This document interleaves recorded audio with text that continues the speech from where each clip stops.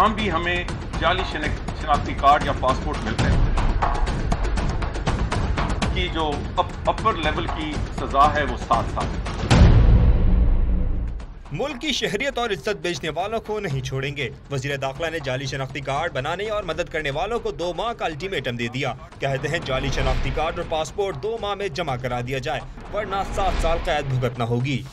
2 महीने के बाद जहां भी हमें जाली शनाख्ती कार्ड या पासपोर्ट मिलता है, अपनी तहकीकात, हमारी तहकीकात के मुताबिक मिलेगा इंशाल्लाह, हजारों की तादाद में मिलेंगे,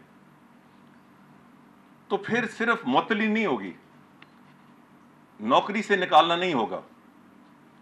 जिनके शनाख्ती कार्ड हैं उनके खिलाफ क्रिमिनल केसेस फायर की जाएंगे और उसके लिए मैंने एक स्पेशल लीगल टीम बना दी है और उसकी जो अपर लेवल की सजा है वो 7 साल है।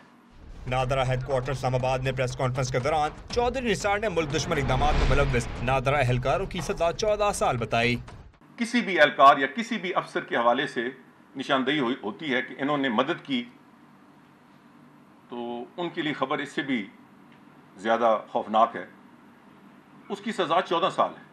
वज़ीर दाखिला का कहना था कि 6 माह में तमाम शनाख्ती कार्ड की दोबारा तस्दीक होगी। वली मोहम्मद से भी बड़े बड़े केसेस हैं। चौधरी निसार ने नादरा के 16 डीजीज को भी ओहदों से हटा दिया है।